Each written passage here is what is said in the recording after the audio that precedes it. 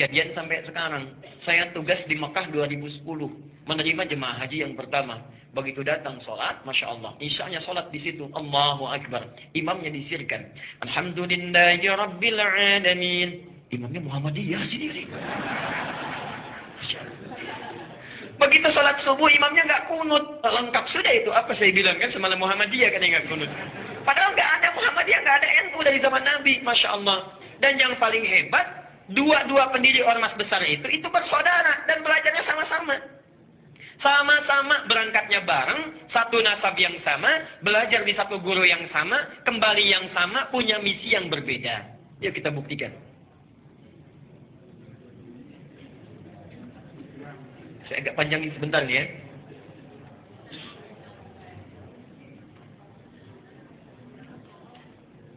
Satu, namanya Kiai Haji Muhammad Hashim Al-Ash'ari. Muhammad Hashim Al-Ash'ari. Kemudian nanti mendirikan Nahdlatul Ulama tanggal 31 Januari tahun 1926. Kedua, siapa namanya? Kiai Haji Ahmad Dahlan. Sebetulnya bukan nama asli, nama aslinya Muhammad Darwish. Muhammad Darwish. Cuma nanti saat pergi ke Mekah, keduanya ini oleh gurunya Muhammad Darwish diganti nama menjadi Ahmad Dahlan. Ahmad Dahlan mendirikan Muhammadiyah tanggal 18 November tahun 1912. Nah, pertama, dua-duanya ini bersaudara. Bersaudara. Ketemu nasabnya di saudara jauhnya. Muhammad Hashim Al-Ash'ari bin Abdul Wahid. Bin Abdul Wahid. Bin Abdul Halim. Abdul Halim nama aslinya Pangeran Bernawa. Pangeran Benawa. Bin Abdurrahman. Abdurrahman nama aslinya Sultan Hadiwijaya. Dikenal dengan Joko Tingkir. Bin Abdul Fattah. Bin Abdul Aziz. Bin Abdullah. Bin Maulana Ishaq. Siapa Maulana Ishaq itu? Bapaknya Raden Ainul Yakin yang dikenal dengan Sunan Giri. Bertemulah nasabnya di Maulana Ishaq. Maulana Ishaq. Nanti kita jelaskan siapa Maulana Ishaq ini. Kiai Haji Ahmad Dahlan, ini nasabnya nyambung ke sini Maulana Ishaq. Kiai Haji Ahmad Dahlan bin Kiai Haji Abu Bakar, bin Kiai Haji Ilyas, bin Kiai Sulaiman, bin Kiai Murtada, bin Demang Jurang Juru Kapindo, bin Demang Jurang Juru Sapisan, bin Kiai Gerbek, bin Maulana Ishaq. Maulana Ishaq. Bertemu di sini. Ya. Siapa Maulana Ishaq ini? Adalah satu dari dua anaknya Syekh Ahmad Jumadil Kubra yang membawa Islam asalnya dari Mesir. Datang dengan 8 orang temannya atas perintah dari kekhilafahan Turki supaya datang ke Nusantara memberikan nilai-nilai Islam. Namanya Ahmad Jumadil Kubra. Punya 2 orang anak. Satu Maulana Ishaq, yang kedua Syarif Abdullah. Syarif Abdullah. Maulana Ishaq ini nanti yang akan melahirkan 2 keturunan ini. Syarif Abdullah ini tinggalnya di Mesir, tidak ikut ke Nusantara. Tapi nanti pada tahun sekitaran awal abad ke-15 akan bertemu dengan seorang perempuan luar biasa yang sudah masuk Islam. Anaknya Prabu Siliwangi. Prabu Siliwangi itu siapa? Nama aslinya Pamenah Rasa. Pamenah Rasa punya kekuasaan yang luar biasa. Luas. Ya. Kalau dari Cirebon, batas Jawa Tengah sampai dengan ke ujung wilayah Banten, ibu kotanya di Bogor. Dulu namanya Pamenah Rasa. Pamenah Rasa ini dulu inspeksi datang ke wilayah Subang pada masa itu. Sampai dengan ke Karawang. Di Karawang itulah bertemu dengan seorang perempuan yang bersih luar biasa. Cantik, taat, sedang baca Quran. Muridnya Syekh Hasanuddin. Syekh Hasanuddin itu karena dulu menimba ilmu Qurannya di Mekah. Dikenal dengan Ummul Qura. Maka disebut dengan Syekh Qura. Syekh Qura. Siapa perempuan ini? Namanya Nyai Subang Larang. Nyai Subang Larang. Jatuh cinta dengan Nyai Subang Larang, menikahlah dengan beliau ini. Setelah menikah, pada tahun 1423, memiliki keturunan pertama laki-laki, diberi nama dengan Walang Sungsang. Walang Sungsang. 1426 punya anak yang kedua, perempuan, diberi nama Nyai Rara Santang. Rara Santang. 1427 lahir anak yang ketiga, diberi nama dengan Raja Sengara. Raja Sengara. Nah, kakak ini, 2 kakaknya, Walang Sungsang dengan Rara Santang, kemudian muncul satu masa ingin berhaji. Datanglah ke kota Mekah. Ya. Kemudian mereka datang ke Mekah setelah menunaikan ibadah haji, berganti nama. Ini Walang Sungsang menjadi Ki Abdullah Iman. Kan yang ini ya, Abdullah Iman namanya. Gelarnya Ki Samadullah. Gelarnya Ki Samadullah. Kiai Samadullah. Samadullah. Ini Rara Santang berganti nama menjadi Syarifah Mudaim. Syarifah Mudaim. Saat akan pulang di jalan bertemu dengan Syarif Abdullah. Syarif Abdullah langsung meminang Syarifah Mudaim untuk dijadikan istrinya.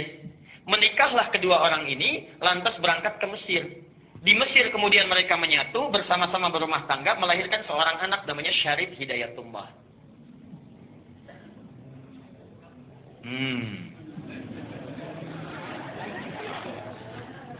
20 tahun belajar di sini, belajar dengan Syekh Ibnu Athaillah Al-Iskandari, belajar dengan ulama-ulama besar, sampai setelah matang kembali dia akan menengok kakeknya datang ke Prabu Siliwangi. Ya. Karena kakeknya tinggal di wilayah Jati, diberikan kekuasaan di situ, diangkatlah dan dikenal dengan Sunan Gunung Jati di kemudian hari. Itulah Syarif Hidayatullah, keturunan dari sini. Sedangkan Ki Samadullah pergi ke satu wilayah dikenal dengan Lemah Wungkuk.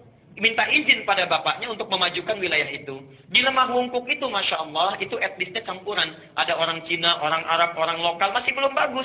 Minta izin supaya ditata. Campuran dalam bahasa lokal itu disebut dengan caruban.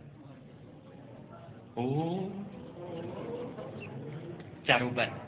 Begitu datang ke sini, ya, dikelola, dirawat dengan baik sampai tumbuh pesat luar biasa. Masya Allah. Tiba-tiba melihatlah seorang anak perempuan, putri dari seorang pembesar Syah Bandar namanya Ki Gedeng Alang-Alang, punya putri namanya Nyai Kencana Larang. Kencana Larang. Ya. Menikah dengan Kencana Larang. Setelah menikah untuk mengabadikan namanya maka disebut dengan Caruban Larang, Caruban Larang, Caruban Larang. Lisan orang sana menyebut Caruban, Caruban, Caruban.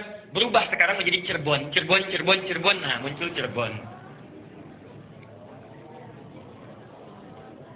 Ibunya Nyai Subang Larang sudah lama berumah tangga ingin menengok. Di perjalanan lewat di satu daerah, ajalnya tiba, meninggallah di situ.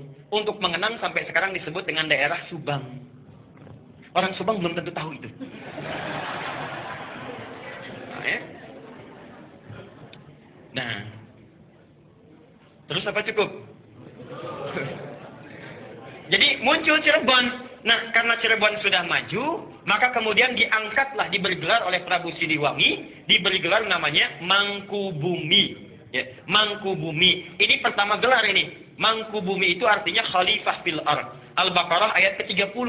Wa idz qala rabbuka lil malaikati inni ja'ilun fil ardi khalifah fil ardi. Fil ardi itu bumi. Khalifah mangku yang merawat, memangku bumi. Jadi gelar mangku bumi itu sama dengan khalifah. Jadi salah total kalau mengganti gelar khalifah menjadi mangku bumi. Sami mawon. Khalifah itu ya mangku bumi. Itulah pertama kali gelarnya diberikan. Nah, yang ingin saya sampaikan, itu satu keturunan yang sama dari Ahmad Jumadil Kubra. Punya anak itu. Kisah ini bukan fiktif, bisa dibaca. Yang paling bagus, judulnya Api Sejarah. Ada 2 jilid, karya sejarawan muslim namanya Ahmad Mansur Suryanegara. Ahmad Mansur Suryanegara yang dari Bandung. Jilid yang pertama warnanya hitam, halaman 148. Itu dimulai di situ sisanya. Yang punya bukunya silahkan. Nah, apa hubungannya dengan yang paling atas? Kiai Haji Ahmad Dahlan, Kiai Haji Muhammad Hashim Asy'ari, itu berangkatnya bareng. Satu keturunan, berangkat bareng. Di Mekah itu berguru pada seorang ulama besar, alim luar biasa dari Minangkabau. Namanya Syekh Ahmad Khatib Al-Minangkabawi. Syekh Ahmad Khatib Al-Minangkabawi. Ada juga yang menyebutkan riwayat dari Sambas. Syekh Ahmad Khatib As-Sambasi. Belajar dari situ, setelah selesai, dua-duanya punya keunikan. Kiai Haji Ahmad Dahlan itu senang sekali praktek. Ya, tidak terlalu banyak teoritis. Langsung praktek.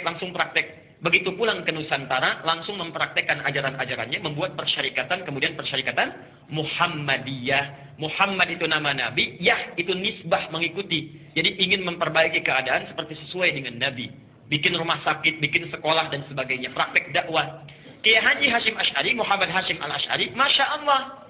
Beliau itu senang nulis kitab. Beda dengan Ahmad Dahlan. Menulis kitab sampai ada 19 karya beliau dihimpun di satu kitab besar. 19 kitab. Dari mulai pertama adab dalam menuntut ilmu. Kedua risalah Ahlussunnah wal Jamaah. Ada kitab An-Nurul Mubin fi Mahabbati Sayyidil Mursalin. Sampai 19 kitab. Masya Allah. Jadi akan menyeimbangkan saudaranya praktek, yang satu memberikan teorinya. Itu asalnya. Dan kalau Anda baca buku aslinya, kitabnya, Masya Allah, itu sama persis, gak ada bedanya. Gak ada bedanya. Aliran-aliran menyimpang yang di Tanah Jawa disebutkan sama sekali. Misal, Risalah Ahlussunnah wal Jamaah buka halaman ke-9. Faslu awal zuhuril bid'ah fi ardi Jawa wal mubtadi'ina fiha. Pasal menerangkan tentang awal munculnya bid'ah di Tanah Jawa dan siapa tokoh-tokohnya. Bid'ah yang dimaksudkan bukan fikih tapi akidah. Tapi akidah. Halaman ke-10 paragraf yang kedua, baris 1 sampai dengan baris yang ke-4. Silakan lihat. Wa minhum rafidhiyuna. Di antara aliran bid'ah itu adalah Syiah Rafidah. Syiah. Ya.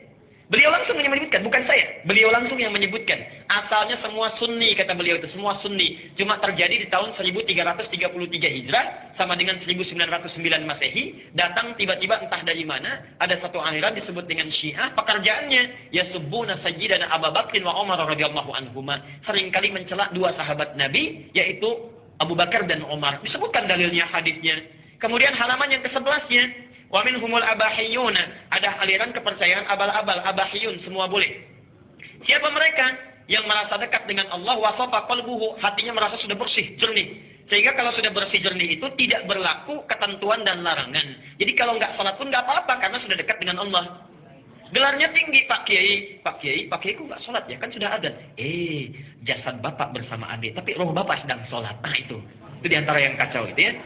Jadi larangan nggak berlaku karena sudah dekat dengan Allah. Ini penyimpangan langsung disebutkan di Quran surah ke-2 ayat 80 Al-Baqarah. Ya. Ada lagi aliran yang reinkarnasi tanasufil arwah, ya. Bahkan ada jahlatul mutasawwifah, orang sufi yang paling bodoh, disebutkan oleh beliau. Siapa itu? Itu yang mengaku menyatu dengan Tuhan, Allah sudah menyatu dengan dirinya, manunggaling kaulah Gusti. Siapa kamu? Saya adalah Allah. Allah sedang apa? Allah sedang makan. Nah itu sudah lain. Jadi itu diantara kitab-kitab beliau. Nah, jadi tidak ada bedanya. Kisah yang terakhir yang ingin saya tutup, satu kali muridnya Kiai Haji Hasyim Asy'ari itu berkunjung ke Kauman ke Jogja. Karena Ahmad Dahlan pulang ke Kauman, Hasyim Asy'ari kurang ke Tebu Ireng ke Jombang. Datanglah dari Jombang itu, kemudian ke wilayah Kauman, dilihat di situ. Kok ini beda ya katanya. Balik lagi ke Tebu Ireng. Syekh katanya, itu ada aliran di Kauman yang menyimpang. Bagaimana caranya? Begini. Siapa orangnya? Namanya sekian. Ciri-cirinya bagaimana? Seperti ini. Itu bukan menyimpang. Itu saudara saya. Bantu saya balik lagi. Masya Allah. Ketika membantu balik lagi, kemudian sampai di situ berumah tangga, punya anak namanya Ahmad Azhar Bashir. Sampai kemudian jadi pimpinan pusat Muhammadiyah.